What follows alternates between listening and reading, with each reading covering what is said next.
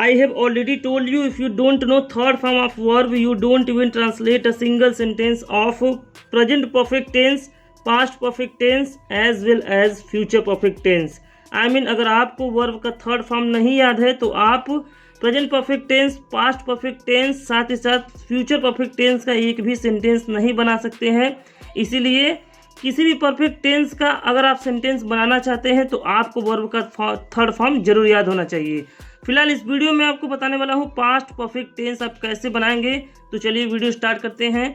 तो सबसे पहले देखते हैं कि हम कैसे पहचानेंगे कि यह सेंटेंस पास्ट परफेक्ट टेंस का है। इसके लिए आपको पहचान जरूर जानना होगा। तो आइए देखते हैं आइडेंटिफिकेशन, जिसे हम हिंदी में पहचान कहते हैं।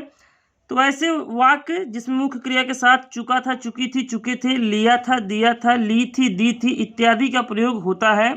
ऐसे वाक्य जिसमें मुख्य क्रिया के साथ चुका था, चुकी थी, चुके थे, लिया था, दिया था, ली थी, दी थी इत्यादि का प्रयोग होता है। तो ये सभी वाक्य पास्ट परफेक्ट टेंस के अंतर्गत आते हैं। आइए देखते हैं अब इसके बनाने का नियम क्या होता है। सबसे पहले हम अफर्मेटिव सेंटेंस का बात करेंगे, जिसे हम हिंदी में कहते हैं साधारण वाक्य।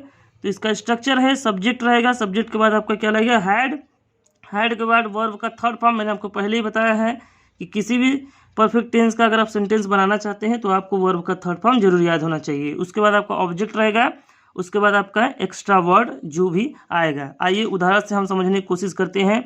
तो पहला है वह जा चुका था, वह जा चुका था, he had gone, he had gone. यहाँ पे गॉन क्या है, गो का थर्ड फॉर्म है। एक चीज़ मैं आपको और बताना चाहूँगा कि यहाँ पे आपका सब्जेक्ट चाहे सिंगुलर हो या प्लूरल, उसमें आपका सभी सब्जेक्ट के साथ केवल हैड का प्रयोग किया जाएगा।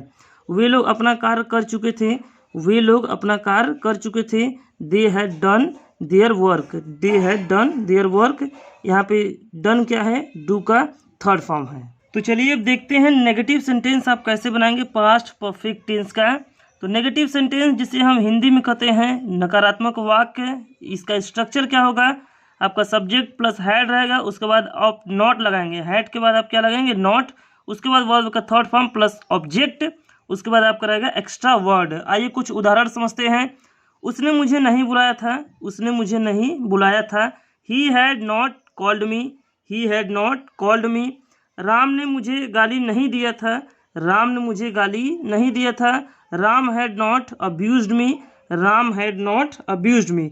तो चलिए देखते हैं अब आप इंट्रोगेटिव सेंटेंस कैसे बनाएंगे पास्ट परफेक्ट टेंस का। इंट्रोगेटिव सेंटेंस जिसे हम हिंदी में कहते हैं प्रश्नवाचक वाक्य।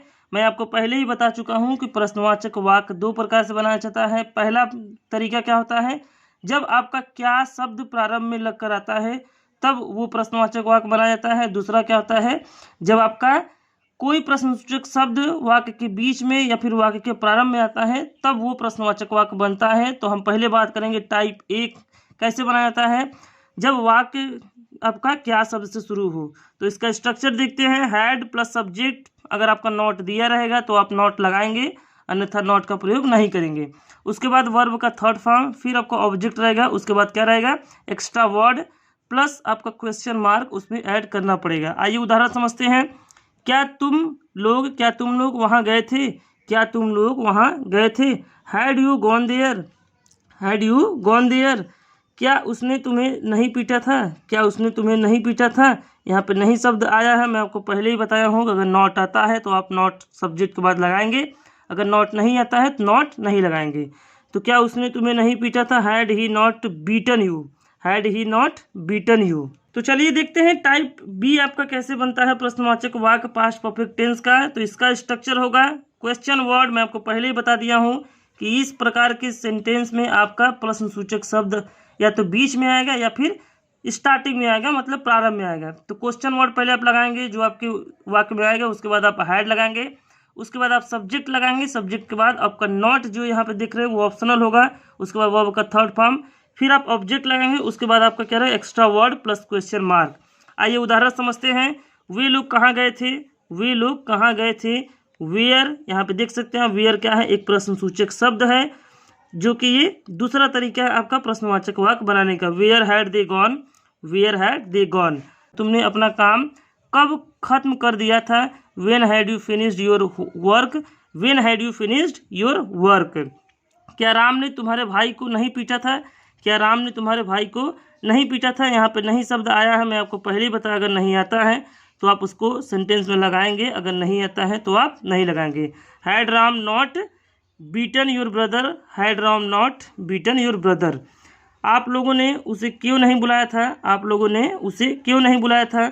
Y had you not called him, why had you not called him. तो आज की इस वीडियो में आपका पास्ट परफेक्ट टेंस कम्प्लीटली ख़त्म कर दिया गया है।